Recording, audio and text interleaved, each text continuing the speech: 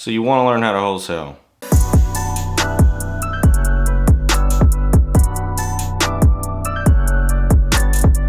Told you not to call here. It's not for sale. Quit texting me and aggravate. Man, you want to talk about stressful situations? Try having about $300,000 worth of closings tied up with whatever crap that comes with it, and you're over here sweating, wondering, man, are these deals gonna close? Wholesaling takes a lot out of you sometimes. I mean, just this past week, I was yelling at my guys because they put a property under contract without seeing it. Here's the thing, we do this every day. I get properties under contract all the time without setting foot in the property as long as the price works. Sometimes, man, the stress is, ever mounting, that's for sure. But let's get to the real topic here. How do you start wholesaling, or how do you wholesale in general? No matter what you've heard, no matter what people talk about, what people say, what they wanna, perceive, like you need all these amazing, crazy lists and gadgets and softwares and all this other stuff. I'm here to tell you something. You don't need any of that stuff. The most important part that you need for wholesaling is the correct mindset. That is the reality, okay? Consistency comes with that. The never give up attitude comes with that. Having a plan. I tell you guys all the time, if you don't plan, you plan to fail, okay? That's the only plan you'll have if you don't plan. To demonstrate that, I started wholesaling in an area that I haven't even started the marketing in, just because I wanted to do a video on this, being a brand new wholesaler in an area that I have never, ever wholesaled, ever. And just to give you an idea where this place is, let's go to Google Maps. All right, so the area that I'm gonna be wholesaling in is right here in Forest City. Okay, Forest City, North Carolina. I went driving for dollars. I'll shoot a video up in the top here. That way you can see where I went driving for dollars. I'll also shoot it in the description so you guys can actually see I went driving for dollars there. And I've never been to Forest City. I have no idea what the heck is in Forest City. I drove out there because it's a halfway point between Asheville and Charlotte. So Asheville is a small but major metropolitan area. And then of course Charlotte is enormous. Charlotte is, there's over 1 million people that live in this area. So out here in Forest City, let's check out the population of Forest City real quick. You can see here the population of Forest City is terrible. 7,155 people. This is a very small town, okay? If I get one wholesale deal, I'd be impressed. But to be honest, I think I can do it because there's another city that I used to wholesale in. And this is the population in that city, which is 20,000 people. Out of Shelby, North Carolina, last year alone, I was able to wholesale over 40 houses in Shelby, North Carolina. So that's, quite a few houses to wholesale compared to the population in that area. Gastonia is another area that I've hit very hard, and the population is 75,000. It's actually where I got my wholesale career started. So now that you guys know a little bit about Forest City, let me go ahead and take you guys for a little tour. So I'll show you a street here so you can get an idea what it looks like. This is definitely, this is a housing project, so I'm gonna get out of there. Think right about here. And I'm liking, okay. All right, so we have a little bit here of, here we go, nice little street. So some decent little houses. I actually, you know what? I think I drove up this street. Yeah, I did. Because this house is boarded up. This house is boarded up. This house is fully renovated now. I think I actually showed a picture on my Instagram. I'm gonna try to pop it up if I can find it. But this area is pretty rough. It looks like these houses have been here for quite a while. This actually doesn't do it any justice because this area, this is actually nicer than what it looks like right now. Right now it's pretty rough. And just to show you guys, I am really wholesaling this area. I'm gonna bring up my deal machine. So here it is. This is what I drove in 4 cities. Actually a little bit more than this. It's just, I don't know why Deal Machine sometimes doesn't load up everything, but I drove all of this, and all these little blue dots here is everything that I've taken down. Street by street, place by place, and you can see I've taken down quite a lot. Gone down a lot of streets. You know, this is this is how I get my houses, man. You guys think that I just sit here and start pulling lists all day and that's how I make the magic happen, and no sir, I drive a lot, and if there's an area that hasn't been driven, it's because the houses are too nice for me. Give you an example, this area here, oh, this is a bunch of vacant land. Let me see here, oh yeah, this is a great spot. So let's take a look at this spot in particular. That way you guys can see what these houses look like. So here we go. This is not too bad of a block, but you guys get the picture. You know, these are distressed areas. This is a distressed home right here. Got some junk out here. Looks like an abandoned truck or some type of business. You know, these are neighborhoods I like to target. This is a nice little quadplex right there. Those areas are of good motivation. You know, in between 2 big metropolitans. You know, you're about an hour and a half, 2 hours away from Charlotte, about an hour and a half, 2 hours away from Asheville. It might be a little closer than that. But it's up and down a high travel route. You know, that's my plan. You know, all the majorly traveled roads, any type of cities that are along those roads in between metropolitan areas, I'm targeting. All up and down 85, all up and down 74, 321, I-40. Those are areas that I'm hitting. So the first thing I did, of course, was I started off with driving for dollars. Went driving for dollars, drove all this area. Now I got all these properties. I got about, I don't know, like 2,000 properties that I'm gonna hit. And they're all distressed houses in distressed neighborhoods. This is why I succeed, because I build these lists from nothing. I actually put physical eyes and eye contact on these properties so I know that they're distressed versus hitting a list blindly, hoping that somebody has some type of motivation. Distressed homes are always going to bring out distressed people who are motivated to sell. The houses are too ugly. The houses have some type of situation. This is what I specialize in. I literally specialize in broke down, ugly, abandoned houses. It's my specialty. You know, some people make a good spaghetti. I know how to find vacant houses and distressed homeowners. I'm good at it. Now, you know, I know friends that they do way nicer houses than I do, but this is just where I found my niche. This is what I like. I like targeting these destroyed houses. I'm good at it. We got that first part out of the way, that I went driving for dollars. How we're building lists to target this area. You guys know a little bit about the population. You guys know where it's currently located at, and some things that are going for it. So along a main travel route, in between 2 metropolitan cities, population is very low, 7,000, but it has a lot of distressed homes.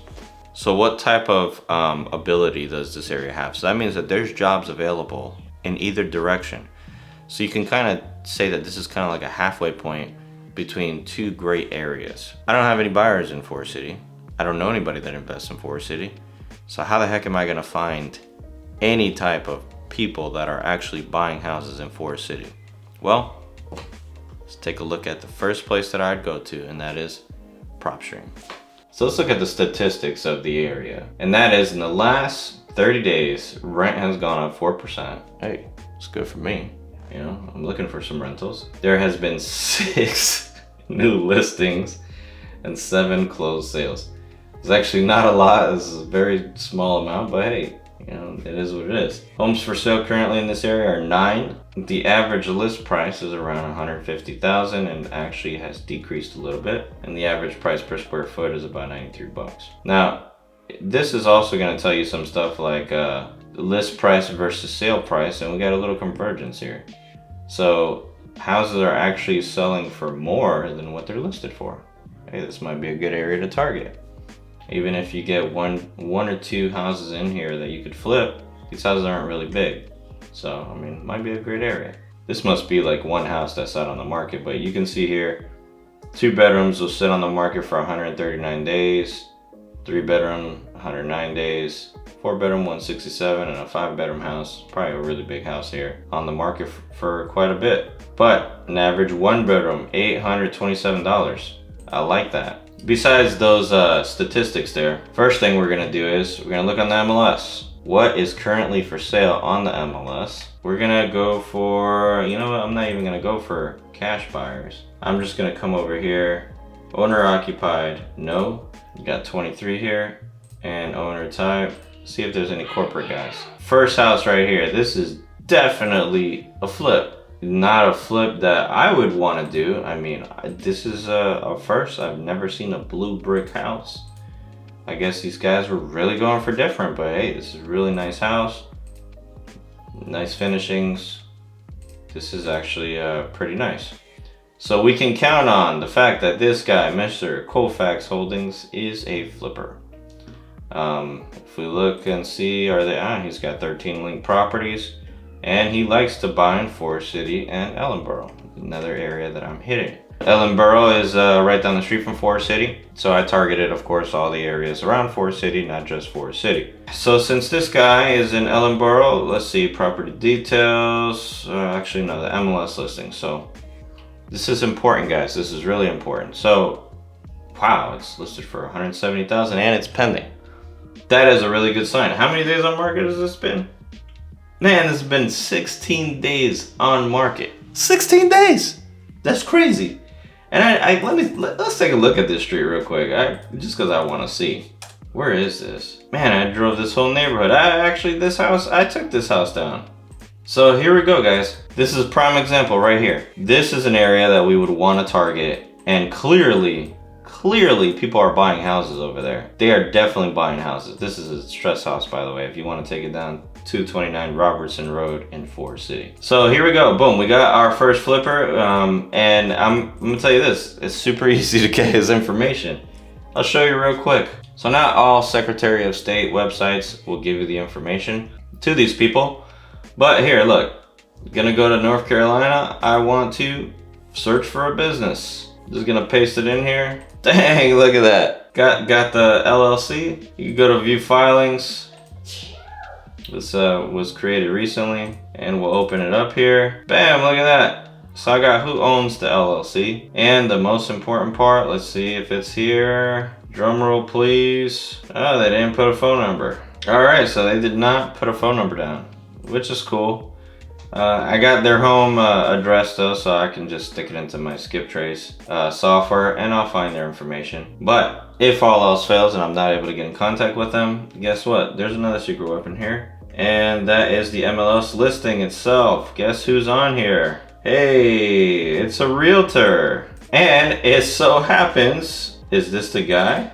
Let me see, last name is Cummings. So I'm guessing this realtor is related to them. Bam, I got the agent's email, I got the agent's phone number, and who he is, his brokerage information. Bam, found my first cash buyer. So this is a high probability that I can call this guy and say, hey, I got some good deals in the area. So for this full brick ranch, here we go. We're also gonna estimate what they're paying for stuff in this area. So let's see here. They bought this as a large package. Okay, so I guess I'm not gonna know what they're paying for in these areas. But from what it seems here, let me see. Yeah, it looks like these guys bought it as a package deal, but. So this house is 1,107 square feet. We're gonna look at some comps in the area. So I'm gonna organize it by, smallest to greatest, just to get an idea of what these houses are going for. So look, this house sold for $37,000. What does this house look like? Thank God for Google Street View. Hopefully they have Street View in this area. All right, boom, we got a brick ranch right here. Is this a full brick ranch? Yeah, full brick ranch. Definitely a distressed house. And this went for $37,000. How far away? 0.4 miles away. It's a little too far for me. It's almost half a mile. But we got this other one right here. This is pretty close. Yeah, it's actually right next door.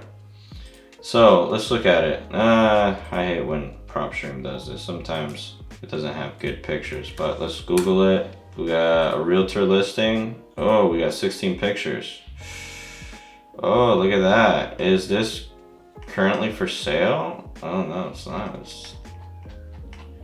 So, I want you to look at the stark difference of this house. This house, it might have been a flip, or it might have been just homeowner bought it, renovated it. You know, it's a nice house. But let's see something here. So this house is, let me see, is it the same size? This is a 3-1.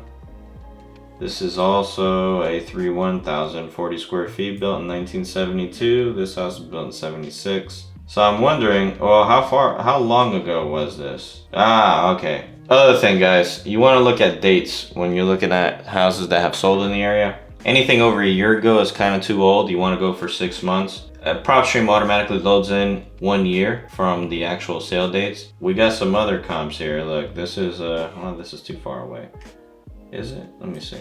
What kind of neighborhood is this? Oh, this is a similar style neighborhood. So this one sold for 160, and of course, PropStream's still doing this. So he bought it for 20, sold it for 160. So I know that, oh well, man, he bought that a long time ago, and this was sold quite a bit later. So they paid 20 grand for it 2 years ago.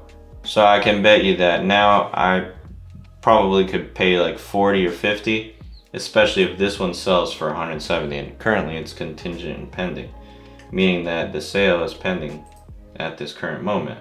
Still won't give me pictures. Let me see. Let's take a look at and see what it looked like. That these guys, oh man, yeah, this is nice. This is really nice. You guys saw that Google Street View and it looked like crap. Standard flip cabinets. This is the style now that everybody's using. Stainless steel appliances. These are cheap stainless steel appliances, by the way. A nice sink. Got a nice Amazon faucet to go with it, and some vinyl plank flooring. Tub insert. A washer and dryer hookup. Yeah, this is a nice house. Nice house. So now we kind of have an idea what things are going for. So this house, oh yeah, look, here it is. So he bought this whole package for $570,000 a few months ago. The guy that we were looking at this flip right here. So he bought this one along with a bunch of other houses. So if we use our 70% rule in this, so at the moment in time, today is, what is this? It's the 1st of March? No, 4th of March. So today's the 4th of March. And at this current moment in time, this is listed for 170. It was on the market for 16 days. That's wild. So we know that people are currently looking for houses under 200,000 in this area. You know, this is a good market to do a flip in. So if it sells for 170,000, which I'm pretty sure it will, because our highest comp here was from about, let's see, where is it? We got one here, 156. It sold back in November. So 170, that's about right. Right now, in certain areas, properties are appreciating 15 to 25%. That's wild. You know, it's really wild. So if we look at 156 and we add 20% to it, 187 is what he probably could have listed it at, but to get a fast sale, he listed it for 170. And the fact that he's gonna get it at 170, he's probably gonna sell it at 170, I'll be honest with you. If we use the 70% rule, so this is our all-in price here, 119. That house at 1,100 square feet, full brick, let's just say it took everything all the way up. Windows, doors, floors, kitchens, bathrooms, electrical, plumbing, roof, HVAC.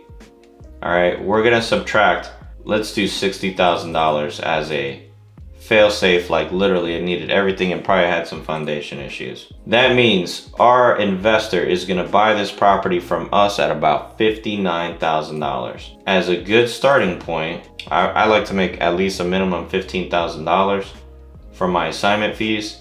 So that means we could pick up houses up for $44,000. And if anybody wants less than $44,000, I know it is a deal, all right? So at $44,000, we're gonna go back to our property. It's 1,100 square feet. So 1,107 is what the total square footage is. So we're gonna divide this 44,000 by 1,107. And that means that we can pay a maximum of $39 a square foot. This is how I calculate what my offers are gonna be. Remember what I said about my offers in 60 seconds or less? Because I already know what I'm gonna offer on that type of square footage, assuming that these houses need a full gut rental, because that's all I target. I target only these super distressed homes. Now, if it's nicer, I'll take the time to actually run comps. This is how I come up with my offers. This is what I know I'm gonna offer. So I'm gonna offer $39 a square foot. I know I can sell it to these guys for about probably 60, with it needing about 60K worth of work, and they can flip this house and make a very nice profit. Some of these guys might want to be a little lower. Maybe, we saw this cash sale here for like 35,000. Let me see, 37,000. So whoever got this under contract here, this was a deal. This is a really great deal. But the fact that, hey, that one sold for 37,000, that's great.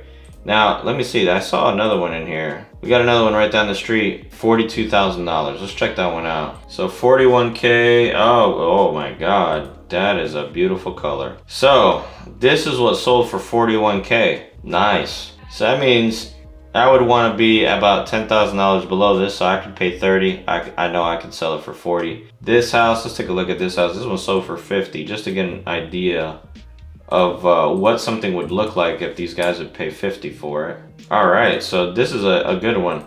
So this house doesn't need a lot of work. I know you're like, Dan, what are you talking about? This place needs a full gut. But this is all cosmetic stuff. You got a broken window and a couple other little things here. Like there's not a lot of structural damage. The wood up here doesn't look bad. You could just repaint it, pressure wash it and repaint. And the fact that you see gutters here, even though they're probably filled up with leaves, this is a good indication that this house is actually probably in good shape, and they try to take care of it before it looked like this. Now probably, you got some renters that came in here and destroyed this place, but this is a bunch of just small cosmetic stuff that could be easily fixed. So that means it could look like this, and a buyer's gonna pay 50,000, look, 1,100 square feet. So this is probably another one that, this is not a distressed house, or heavily distressed, but I can tell by the vehicles, I'm pretty sure there's an elderly couple or person that lives here just by the Crown Vic. Old people love Crown Vics. This metal furniture up here, this is very dated, so I can guarantee you these people are pretty old. House looks like it's in a little bit of disrepair, and the reason why I say that is because the roof is old, windows are old. You can tell this house is probably very dated and only needs probably basic renovations. Maybe our 65 to 69,000 might work. Maybe they might have to be a little bit lower, but I know that I could probably put something on the contract in here for about 40K, and I know I can move it for at least a minimum of 55K, which would give me my $15,000 assignment fee. So now I'm gonna market to these people. And what is going to really set me apart from everybody in marketing? I try to be as relatable as possible. Hey, I just passed this house at 123 Main Street. Are you the owner? That's it. I want you guys to think about how simple that is. I don't overcomplicate things. I don't tell them that I'm this enormous cash buyer and I do millions of dollars in real estate every year. Hey, I'm just looking to, keep my guys busy. Keep, the food on the table. I'm trying to be like everybody else. A normal American person trying to buy a house so I can feed my family. And that's the reality. I am trying to feed my family. I want my guys to feed their families. I want everybody to eat here. And the only way that we're gonna do that is by finding these distressed properties that my investors can go in there and make a good profit from. So we're gonna market with text messaging and with cold calling. And we're also gonna do some ringless voicemail and some mail. I've told you guys before how I do this. I hit them with 3 text messages, then 2 ringless voicemails to 3 ringless voicemails. Then I go in there and give 3 cold calls, and then we're gonna send about 12 mailers out to these people. Now, before we do all that, I am gonna do something a little bit different this time. We're gonna actually call these people less. We're gonna call these people less, and the reason is because I know that these guys maybe make, 700 phone calls a day, and to hit a list 3 times, the same people 3 times, that means it takes 3 days to hit the same people 3 times if the list is 700 people. If the list only has 700 phone numbers, well, guess what? I got a lot more phone numbers than that. So it'll take my guy a little too long for him to call that list 3 times. So what we're gonna do is we're gonna do 1 cold call and then blanket it with 3 or 4 ringless voicemails. And we're gonna, try to hit as many people as we can with the RVMs to see if we can stir up some callbacks. I get a lot of deals from callbacks, and just to give you an idea here, this is every deal I did last year. Now, out of all these deals, up until about the middle of the year, I had gotten all my stuff from cold calls. And most of these cold calls were either direct cold calls or they were callbacks from the cold calling. So that means that we called them, they couldn't talk, so they ended up calling us back the next day or the very same day. And they left a voicemail. Out of everything in orange here, these are all cold calls. Let me see, 1, 2, 3, 4 were from text messaging, and that was the beginning half of 2021. So the second half of 2021, the majority of all my deals came from text messaging, RVMs. I got 1, 2, 3, 4, 5, 6 deals from cold calling, and looks like about 10 to 15 deals from text messaging. And then currently under contract, all of my deals, 14 of them, I think I have like 14, 20, I got like about 20 deals under contract right now, which is why I have like about $300,000 in closings tied up. So out of those 20 some odd deals, I think it's like 21 deals, 22 deals, 14 of them came from text messaging, 9 of them came from either cold calling or RVMs, and 6 out of those 9 were callbacks. That means that they called back in, probably either from an RVM or an actual physical cold call. So those are some good numbers to have to figure out where your deals are coming from. You gotta know where your KPIs are as far as where your deals are coming from. And right now, the majority of my deals are coming from text messaging. So I'm gonna keep doing the text messaging the same way I've been doing it, just a little less cold calling, more RVMs. And the reason for that is just because I wanna hit these people a little bit faster, harder, and over a 6 months period. And if they don't contact me within 6 months, I'm gonna go ahead and send them mail. That way, I can get more deals. And mailing this area, text messaging and cold calling, I'm pretty sure nobody's hitting these areas because nobody hits small markets. Everybody's fighting for the big markets because there are some big spreads. Got a deal in Charlotte right now that I'm making about $65,000 on it, and it's just one house. That's all it is. I did a similar deal in Shelby, North Carolina, where it was about 19 houses, and I made about $100,000, but it was a lot more work. Had to be very involved into it. This deal I did in Charlotte was super easy. It's like been a 2-week deal. We got it under contract. We didn't even see the property, and now we're closing on it either today or Monday, hopefully. And the problem with that one, just to give you an example, I was trying to double close on it. And some new rules here in North Carolina say that you can't double close with the same attorney. So I have to use 2 attorneys for the closing, and one attorney decided, hey man, I'm going on vacation because it's my birthday. I won't mention any names, but thanks a lot. My fault too though, because I didn't give them a heads up. At the last minute, I wanted to do the double closing because the lady that we're buying this from is actually a realtor. So the realtor is actually selling me this house, and I sold it to another realtor. So I'm trying to hide my assignment fee because I'm pretty sure she'd have a heart attack if she saw that she left 65 grand on the table. In my defense, I actually thought I was only gonna make like 10K because this area is not really that hot to support the price that this sold at. Maybe the buyer knows something I don't know, but hey, it is what it is.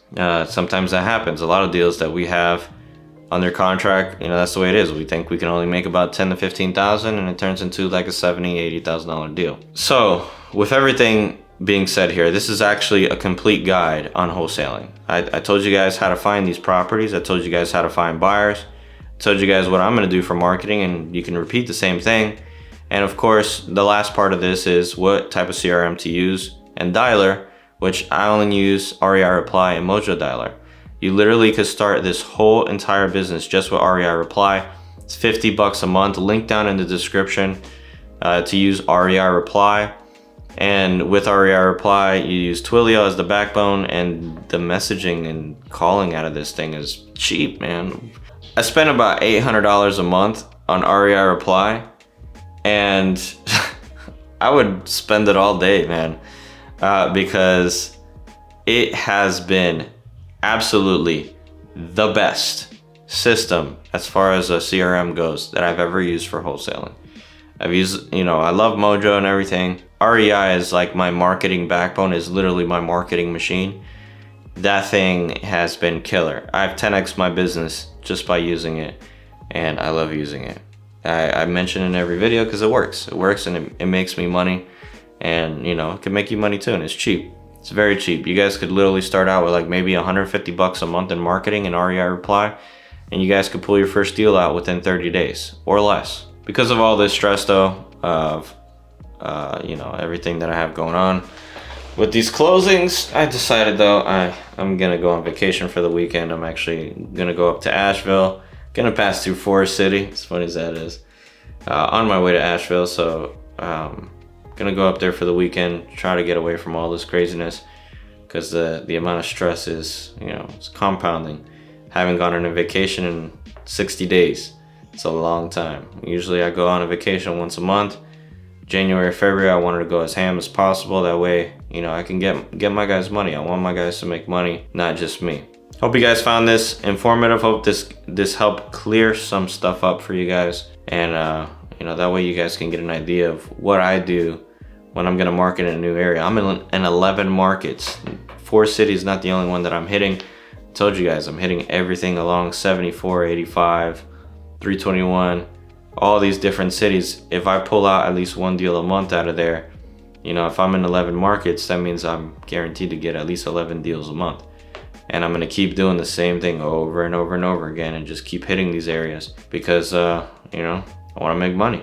It's the reality. I wanna make money. I'm here to make money. I'm not here to play games. I'm not here to make friends. I'm not here for anybody to like me. Shout out to the ones who dislike me. Thank you for keeping it real. Yeah, that's it, guys. So I'm gonna get out of here. I'm gonna go pack my bags and enjoy my vacation. So catch you guys on another vlog.